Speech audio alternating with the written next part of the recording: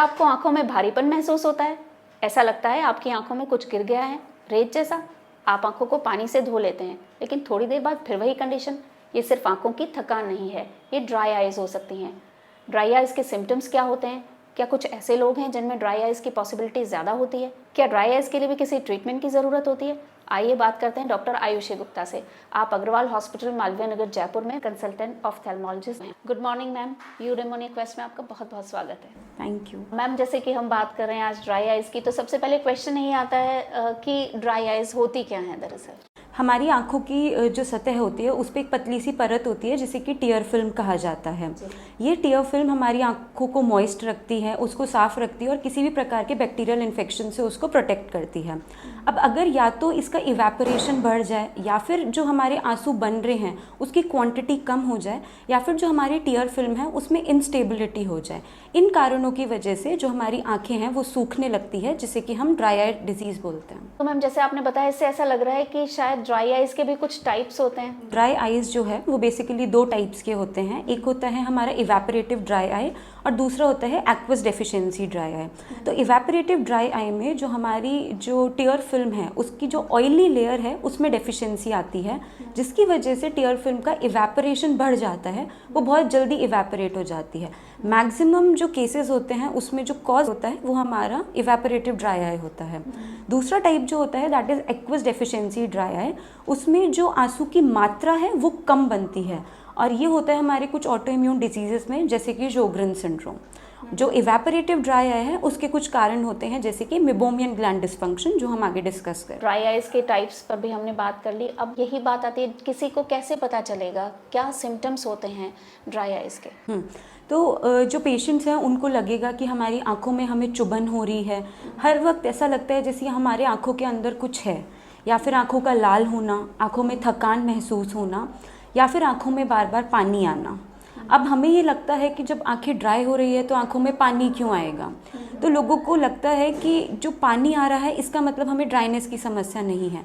पर ये एक समझने वाली बात है कि जब हमारी आंखों में ड्राइनेस होती है तो हमारी आंखों की सरफेस इरिटेट होती है, जिसकी वजह से हमारी बॉडी के जो नेचुरल रिफ्लेक्स मैकेनिज्म्स हैं वो एक्टिवेट होते हैं और उसकी वजह से रिफ्लेक्स टियरिंग होती है। बट ये जो पानी बनता है इसमें जो हमारे असेंशियल ऑयल्स और म्यूकस जो कि टियर फिल्म की इंटेग्रिटी को मेंटेन रखता है वो इसमें नहीं होते, इसमें सिर्फ पानी की मात्रा होती है। इस वजह से ये बहुत जल्दी इवेपोरेट हो जाते हैं और टेम्परेरीली ये हमारी आंखों में एक नमी का एहसास देते हैं। हाँ, ये बात आती है क्योंकि एक बार मुझे ध्यान आ रहा है, मेरी एक फ्रेंड की आइज़ भी कुछ इसी तरीके की थी और थोड़ा मुझे आइडिया था, तो मैंने कहा ड्राई आइज़ हैं तुम्हारी, तो उसने कहा नहीं नहीं ड्राई कैसे, मेरे तो आंखों में इतना पानी आता है। ये एक बहुत बड़ा मिसकंसेप्शन है जिसे लोगों को जानना चाहिए कि अगर आंखों में पानी आ रहा है ज़्यादा तो वो भी एक सिम्टम हो सकता है ड्राई आइज़। इसके अलावा और कोई सिम्टम्स होते हैं क्या? एक और इसका सिम्टम होता है कुछ समय तक पढ़ने या फिर स्क्रीन पे देखने के बाद अचानक हमें धुंधला दिखने लगता है। ये भी एक सिम्टम है क्योंकि हमारी ब्लिंक रेट इस समय पे बहुत कम हो जाती है, तो ये भी दर्शाता है कि आपको ड्राई आइज हो सकता है। तो मैम, क्या ड्राई आइज की प्रॉब्लम पहले के कंपैरिजन में बढ़ रही है क्या आजकल? बिल्कुल, और इसका मुख्य कारण है हमारी डिजिटल लाइफस्टाइल। आजकल हम अपनी लाइफ बिना फ़ोन, टीवी, लैपटॉप के इमेजिन भी नहीं कर सकते। तो it has become a integral part of our lives कि हमें screen time we can not cut it down. Screen time आजकल बहुत ज़्यादा है, उसकी वजह से इट इज़ प्रूवन कि हमारा जो ब्लिंक रेट है when we are on screen it reduces by 50 to 60%, जिसकी वजह से जो इवेपोरेशन है जिसकी हमने बात की थी वो बहुत ज़्यादा बढ़ जाता है। इसलिए ये एक मुख्य कारण बन चुका है आजकल ड्राई आइज़ का। दूसरी चीज़, आजकल एसी रूम्स में हम बैठते हैं, एयर कंडीशन जो रूम्स हैं, उसके अलावा इन्वायरमेंटल पोल्यूशन जो कि बहुत ज़्यादा इन दिनों बढ़ चुका है, ये सारे कारण हैं जिनकी वजह से ड्राई आइज़ पहले के मुकाबले में अब ज़्यादा देखने को मिलती है। जब मैं पढ़ा करती थी तो उस वक्त मुझे भी ड्राई आइज़ की प्रॉब्लम हो चुकी थी और तब से मैं बहुत लंबे समय से ड्राई आइज़ की ड्रॉप्स यूज़ कर रही हूँ। देखिए, जब हम लंबे समय तक पढ़ते हैं तब भी हमारी आंखों की ब्लिंक रेट कम हो जाती है क्योंकि हम उस चीज़ के लिए बहुत ज़्यादा कॉन्सेंट्रेट कर रहे होते हैं। इसीलिए जो एक 20-20-20 रूल होता है जिसके बारे में आपने सुना होगा, वो इसीलिए असेंशियल है, not just for screen time but किसी भी काम में जिसमें हमें ज़्यादा फोकस की ज़रूरत है।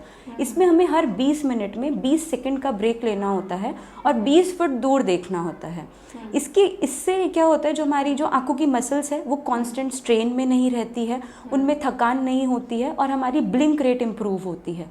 तो आपके केस में जो ड्राई आइज़ का कारण था, स्क्रीन उस चीज़ को एक एग्रवेट करती है, बट जो मौसम और बाकी सारे फैक्टर्स हमने डिस्कस किए, उन सब कारणों की वजह से आपको ड्राइनेस एक्सपीरियंस हुई। मैम अभी हमने बहुत सारे जो ड्राई आइज़ के कारण हैं वो डिस्कस कर लिया, आपने बताया पोल्यूशन भी है, एनवायरनमेंट भी है, बट क्या कुछ ऐसी बीमारियां हैं जैसे डायबिटीज़ है, क्या उसमें जैसे स्किन में ड्राइनेस होती है तो क्या आंखों में भी ड्राइनेस हो सकती है? बहुत सारी ऐसी सिस्टमिक कंडीशंस हैं जो ड्राई आइज़ के साथ एसोसिएटेड होता है। लोगों को लगता है कि आई जब हम एग्जामिन कर रहे हैं तो ड्राइनेस सिर्फ आंखों से रिलेटेड है, बट नहीं, ये बहुत सारी ऐसी सिस्टमिक डिजीजेस हैं जिसके साथ एसोसिएटेड हो सकती है। जैसे कि आपने पूछा, सबसे पहला है डायबिटीज़। तो डायबिटीज़ में बेसिकली जो हमारी आंसू बनाने वाली ग्लैंड्स हैं उनका जो नर्व सप्लाई है उसमें डिसरप्शन हो जाता है, जिसकी वजह से हमारा जो टीयर प्रोडक्शन है वो ख़राब होता है। तो अगर कोई ऐसा पेशेंट है जिसको डायबिटीज़ है और उसको अपनी आँखों में बहुत चुभन महसूस होती है, आँखों में बार बार पानी आता है, तो हो सकता है उसको ड्राइनेस हो। दूसरी चीज़, कई बार अगर बहुत लंबे समय तक शुगर लेवल्स बहुत हाई हैं तो हमारे जो ब्लैक वाला पार्ट होता है कॉर्निया, उसके सेंसेशंस भी कई बार ख़राब हो जाते हैं, जिसको हम कॉर्नियल न्यूरोपैथी बोलते हैं। तो पेशेंट को कई बार ड्राइनेस फील नहीं होती क्योंकि उसके सेंसेशंस कम हो गए हैं। और भी कई ऐसी समस्या हैं, जैसे कि हमने पहले जोग्रन सिंड्रोम के बारे में बात की थी। ये एक ऑटो इम्यून डिसऑर्डर होता है। तो इसमें बेसिकली हमारा इम्यून सिस्टम है बॉडी का, वो हमारी आँखों की प्लस जो सलाइवा बनाते हैं, थूक बनाने वाली जो ग्लैंड्स हैं, उन दोनों पे अटैक करता है। तो इसकी वजह से हमारी आँखें और मुंह दोनों में सूखापन महसूस होता है। अब अगर हम घर में खुद से ड्राई आइज़ को ट्रीट करेंगे तो इस बड़ी बीमारी को हम अर्ली डिटेक्ट करने से चूक सकते हैं।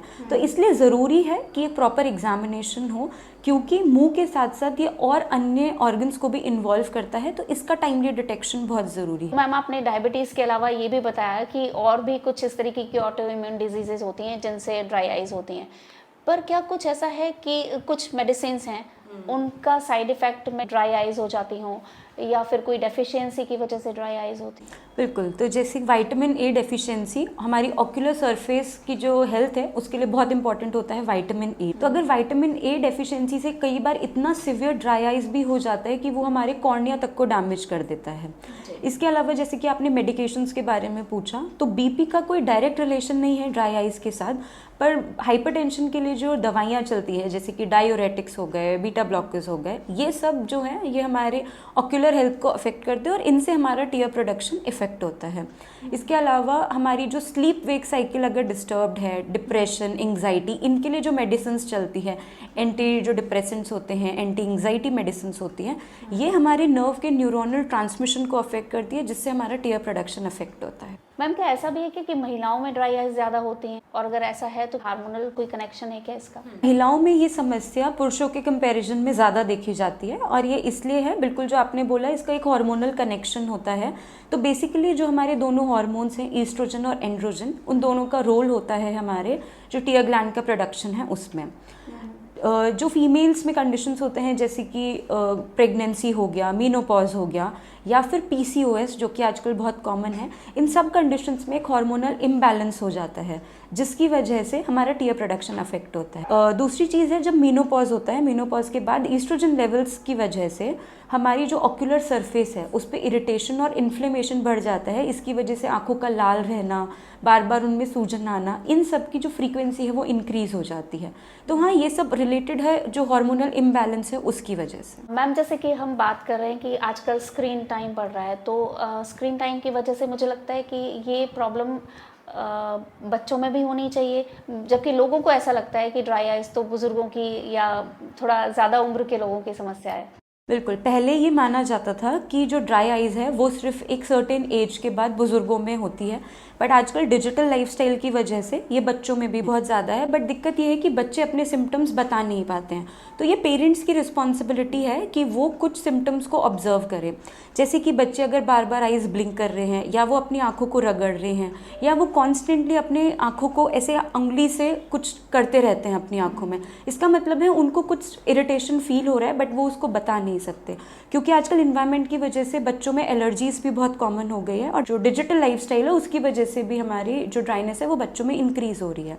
दूसरा जो एज ग्रुप आता है, जो हमारा वर्किंग एज ग्रुप है, उसमें stress, environmental factors end of course the screen time, ये तीनों कारण हैं। और जो बुजुर्ग हैं उनमें जो हमारी टीयर ग्लैंड का प्रोडक्शन है वो कम होता है, विटामिन ए की डेफिशिएंसी और बहुत सारी ऐसी बीमारियां जो हमने डिस्कस करी है जो उस एज ग्रुप में होती है, ये सब कारण होते हैं जिनकी वजह से ड्राई आइज एक सर्टेन एज के लोगों में होती है। मैम, जब कोई पेशेंट ड्राई आइज की जो सिम्टम्स हैं इनकी शिकायत के साथ आता है तो फिर कंफर्मेशन किस तरीके से किया जाता है? तो सबसे इम्पॉर्टेंट तो पेशेंट की हिस्ट्री होती है। पेशेंट से सबसे पहले हम जो सारे सिम्टम्स हमने डिस्कस किए वो पूछते हैं। इसके अलावा उनका स्क्रीन टाइम कितना है, उनकी मेडिकल हिस्ट्री क्या है, क्या क्या उनको बीमारियां हैं, किस किस चीज़ की उनको दवाइयां चल रही है, तो पास्ट मेडिकल हिस्ट्री भी उनकी इम्पॉर्टेंट होती है। इसके अनुसार एक हम ड्राई आई क्वेश्चनेयर होते हैं, जैसे कि फॉर एग्जांपल एक ऑक्यूलर सरफेस डिजीज़ इंडेक्स का क्वेश्चनेयर है, जो कि जो सिम्टम्स हैं उनको सीवियरिटी के अकॉर्डिंग स्कोर करता है। ये हमारा बेसिकली हिस्ट्री पार्ट हो गया। सेकंड आता है हमारा स्लिट लैम्प इवैल्यूएशन, जो कि बेसिकली एक माइक्रोस्कोप होता है, और उससे हमें जो अपनी टीयर फिल्म की सरफेस है हम उसको, कॉर्निया को, जो ग्लैंड्स हैं, इन सबको अच्छे से इवैल्यूएट कर सकते हैं। उसके बाद आते हैं कुछ टेस्ट, जैसे कि एक शिमर्स टेस्ट होता है, जिसमें एक छोटी सी शिमर स्ट्रिप को हम जो निचली पलक है उसके अंदर लगाते हैं, और उसके बाद ये देखा जाता है कि वो स्ट्रिप कितनी गीली हो रही है। उसके अकॉर्डिंग ड्राई आइज की सिवियरिटी का पता चलता है। इसके अलावा एक फ्लोरेसेंट और लिसमिन स्टेनिंग होती है, और एक टीयर फिल्म ब्रेकअप टाइम होता है कि जो हमारे आंसू का जो फिल्म है वो कितनी देर में टूट रहा है। तो यूजुअली अगर 10 सेकंड से जल्दी उसमें एक ब्रेक आ रहा है तो ये डिनोट करता है कि हमारे जो आइज़ हैं उनमें ड्राइनेस है। ये कुछ टेस्ट हैं। इसके अलावा मेबोमियन ग्लैंड्स की अगर हम इमेजिंग करते हैं, जिसको कि मीबोग्राफी कहा जाता है, वो एक डायग्नोस्टिक टेस्ट है जिससे कि हम पता कर सकते हैं। टीयर फिल्म ऑस्मोलैरिटी, ये कुछ टेस्ट हैं। तो ये एक तरीके से सिर्फ टेस्ट से या सिर्फ सिम्टम से नहीं हो सकता, हमको कंबाइंड पेशेंट का ऑक्यूलर सरफेस हेल्थ, उसकी टीयर फिल्म की स्टेबिलिटी, उसके सिम्टम्स क्या हैं और उसके कॉज क्या हैं, इन सबको मिला के हम जो एक निष्कर्ष निकाल सकते हैं। तो मैम, जब ये कंफर्म हो गया कि किसी को ड्राई आइज हैं, फिर ट्रीटमेंट का सबसे पहला स्टेप क्या है? सबसे जो इम्पॉर्टेंट है, जो फर्स्ट स्टेप होता है, that is lifestyle modification. Lifestyle modification में भी सबसे ज़रूरी है हमारा 20-20-20 रूल, जिसमें हमें हर 20 मिनट में 20 सेकंड का ब्रेक लेना है और 20 फीट दूर देखना है। सेकंड होता है हमें ब्लिंक फ्रीक्वेंटली करना है, हमें अपनी ब्लिंक रेट का ध्यान रखना है, कांस्टेंट स्टेयर नहीं करना स्क्रीन पे। उसके अलावा hydration is also very important. Hydration जैसे पूरी बॉडी के लिए इंपॉर्टेंट होता है, वैसे ही वो आई हेल्थ के लिए भी बहुत इंपॉर्टेंट है। फिर आते हैं हमारी दूसरी चीज़ें। इसमें एक इम्पॉर्टेंट है हमारा प्रॉपर पॉस्चर होना चाहिए जब हम डिजिटल वर्क कर रहे हैं, प्रॉपर लाइटिंग होनी चाहिए, ये सब भी इंपॉर्टेंट है जिससे कि हम ड्राइनेस को प्रिवेंट कर सकते हैं।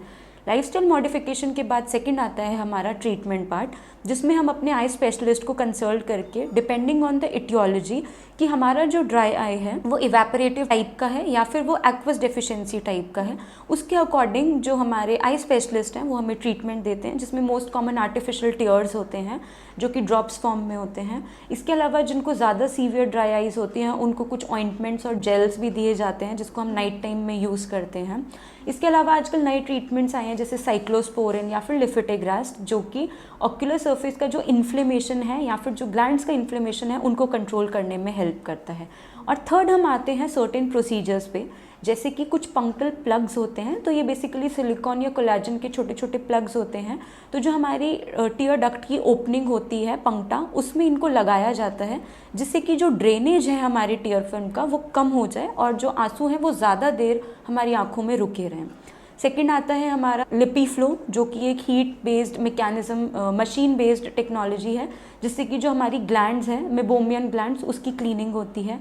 ऐसे ही एक इंटेंस्ड पल्स लाइट थेरेपी होती है। तो ये कुछ प्रोसीजर्स हैं जिनसे भी हम ड्राई आइज़ को ट्रीट कर सकते हैं। मैम जैसे आपने कहा कि 20 फीट दूर, 20 फीट दूर तो हमें देखने के लिए जनरली कमरे कहाँ इतने बड़े होते हैं। बिल्कुल, तो ये आपने बहुत अच्छा क्वेश्चन पूछा, क्योंकि यूजुअली जब हम पेशेंट्स को ये समझाते हैं तो हम उनको स्पेसिफाई करते हैं कि अगर आप किसी बंद कमरे में बैठे हैं तो उस कमरे की लेंथ में देखें, जो उस कमरे की मैक्सिमम लेंथ है उसमें आपको देखना चाहिए, या फिर अगर उस कमरे में कोई विंडो है तो आप उस विंडो के बाहर देखिए। 20 फीट का मतलब एग्जैक्टली 20 फीट नहीं होता, इसका मतलब है आपको अपनी जो आईज है उसको, जो नियर वर्क आप कांस्टेंट कर रहे हैं उससे हटा के दूर किसी वस्तु को देखना है।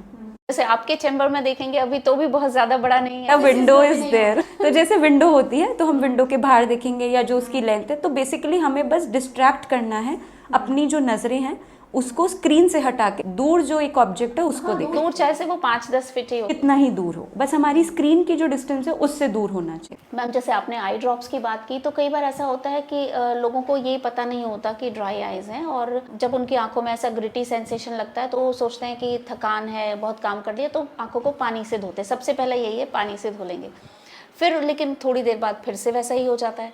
तो ये जो पानी से धोने का जो है, क्या ये ठीक है या इससे कुछ नुकसान भी हो सकता है? देखिए, जब हम आंखों को पानी से धोते हैं तो वो हमको टेम्परेरी रिलीफ तो दे सकता है, क्योंकि वो आईज को मॉइस्चर प्रोवाइड करता है, बट हमें ये समझना है कि जो मेन दिक्कत है, जो कि टीयर फिल्म की इनस्टेबिलिटी है, उसको ये ट्रीट नहीं करता।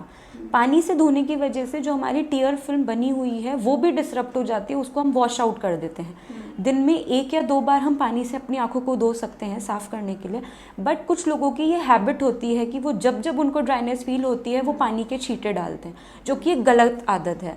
इससे जो ड्राइनेस है वो और ज़्यादा इंक्रीज़ हो सकती है, क्योंकि हमारी जो टीयर फिल्म में असेंशियल ऑयल्स और म्यूकस कंपोनेंट है वो भी वॉश आउट हो जाता है, और सिर्फ एक जो पानी है जो आर्टिफिशियल है, जो कि बहुत जल्दी इवेपोरेट हो जाएगा। इसलिए आँख धोने के कुछ समय के बाद वो टेम्परेरी रिलीफ आता है, बट वापस वो ड्राइनेस हमको फील होती है। तो इस तरीके से हम सीवियरिटी को इंक्रीज़ कर रहे हैं ट्रीट करने की बजाय। मैम एक बात और होती है, कुछ लोग जो है गुलाब जल या फिर जो ओवर द काउंटर ड्रॉप्स बहुत सारे मिल रहे हैं आजकल, तो उनको यूज़ करते रहते हैं बिना कंसल्ट किए हुए, तो क्या ये ठीक है? क्या जो गुलाब जल है वो साइंटिफिकली प्रूवन नहीं है कि वो ड्राई आइज़ का कोई ट्रीटमेंट है। दूसरी चीज़, जो गुलाब जल है वो स्पेसिफिकली हमारे ऑक्यूलर यूज़ के लिए नहीं बना है, तो उसमें स्टेरिलिटी के बहुत सारे इश्यूज़ होते हैं, प्रॉपर उसका स्टोरेज नहीं होता, जिसकी वजह से बैक्टीरियल कंटामिनेशन का रिस्क बहुत ज़्यादा होता है। दूसरी चीज़, उसमें कुछ ऐसे केमिकल्स और प्रेजर्वेटिव्स होते हैं जो हमारे कुछ लोगों में एलर्जी भी कर सकते हैं। तो गुलाब जल एक प्रूवन ट्रीटमेंट नहीं है, वो आपको कुछ लोगों को टेम्परेरी रिलीफ दे सकता है, बट जो मेन कॉज है गुलाब जल उसको ट्रीट नहीं करता। तो इट इज़ नॉट रिकमेंडेड कि आप अपनी आईज़ में ड्राइनेस के लिए गुलाब जल यूज़ करें। बिल्कुल उसी तरह से जैसे पानी थोड़ी देर के लिए रिलीफ दे सकता है। हमें सेल्फ ट्रीट ना करके डॉक्टर को कंसल्ट करना चाहिए। मैम क्या ऐसा हो सकता है कि कोई लंबे समय तक आई ड्रॉप्स यूज़ कर रहा हो, कोई एक आई ड्रॉप यूज़ करने से तो उसको उससे रिलीफ मिलना बंद हो जाए, क्या ये पॉसिबल है? नहीं, देखिए क्या होता है, समय के साथ जो हमारी टीयर फिल्म है उसकी क्वांटिटी और क्वालिटी दोनों ही चेंज होती रहती है। जैसे मैंने आपको बताया प्रेजर्वेटिव्स, तो कई बार जो हम आई ड्रॉप्स लंबे समय तक यूज़ कर रहे हैं उसमें जो प्रेजर्वेटिव्स होते हैं उसकी वजह से हमारी आंखों में एलर्जी होने लगती है।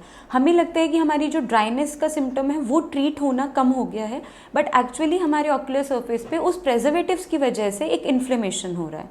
तो हमें टाइम टू टाइम खुद से सेल्फ ट्रीट ना करके डॉक्टर को कंसल्ट करना चाहिए, जिससे कि वो उस टाइम पे हमारे टीयर फिल्म के अकॉर्डिंग, जो इटियोलॉजी है उसके अकॉर्डिंग उस चीज़ को ट्रीट करें, ना कि हम सेल्फ मेडिकेट करें।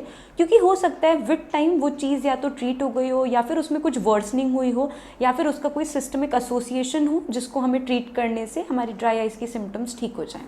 मैम हमने ड्राई आइज़ पर बहुत सारी बातें की हैं, बहुत सारे जो लोगों की गलतफहमियां थी वो दूर हुई होंगी। अब लास्ट में अगर आप कोई मैसेज देना चाहें, कुछ कहना चाहें हमारे व्यूअर्स से, तो प्लीज़। देखिए, ड्राइनेस हमें लगता है सुनने में एक बहुत ही मामूली सी बीमारी लगती है कि सिर्फ ड्राइनेस है, बट अगर इसको डीप से देखा जाए तो ये हमारी लाइफस्टाइल को काफ़ी ज़्यादा इम्पैक्ट कर सकती है। तो इसलिए ज़रूरी है कि आप सेल्फ मेडिकेट ना करें, अपने डॉक्टर को कंसल्ट करें। और हो सकता है आपके सेल्फ मेडिकेट करने की वजह से कोई एक ऐसी गंभीर बीमारी जो आपको है उसकी जांच में डिले हो सकता है।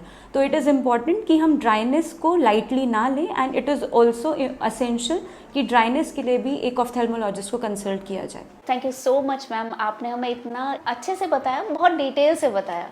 तो मुझे लगता है कि जो भी लोग इस बात को लेकर के कंफ्यूज रहते होंगे, उनके सारे डाउट्स का उन्हें क्लैरिफिकेशन मिल जाएगा। आपसे बात करके हमें बहुत अच्छा लगा। Thank you.